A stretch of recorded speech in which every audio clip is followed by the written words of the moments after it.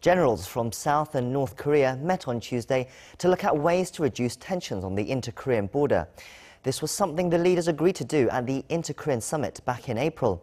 Both sides say the talks went well and that they've reached some agreements in principles, namely to draw down some forces at the joint security area on the border, but they stopped short of releasing a joint communique.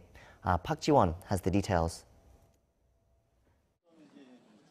The two Koreas reached a mutual understanding on the principle of disarming the joint security area in the DMZ, the joint recovery of war remains in the DMZ, and the withdrawal of troops at some guard posts as a pilot program.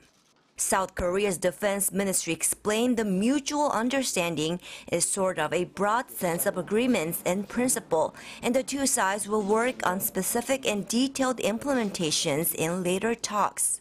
Tuesday's general-level inter-Korea military talks started at 10 a.m. and ended at around 6:30 p.m. Korea time at the border village of Panmunjom.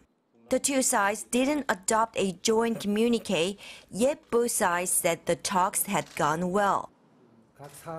I think our talks were done in an earnest and sincere manner, as the items on the agenda are all very important and can become substantial measures for easing inter-Korean military tensions and building trust. I think the two Koreas' militaries can play a significant role in establishing perpetual peace on the Korean peninsula if the two sides continue to study and work on implementing the agenda items.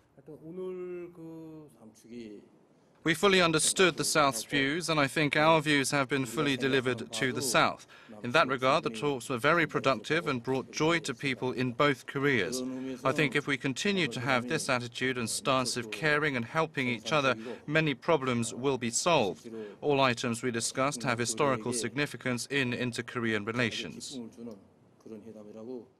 During the talks, the South Korean delegation also invited the North to this year's Seoul Defense Dialogue, scheduled to take place from September 12th to September 14th in Seoul. This is the second time this year the delegations meet for talks on Tuesday, with the first meeting taking place in mid-June. At that time, the two sides agreed to restore military communication channels on the western and eastern sides of the peninsula, with the western military communication channel being completely restored earlier this month. And for now, the two sides said they do not have any specific plans for another round of military talks soon. Park Ji-won, Arirang News.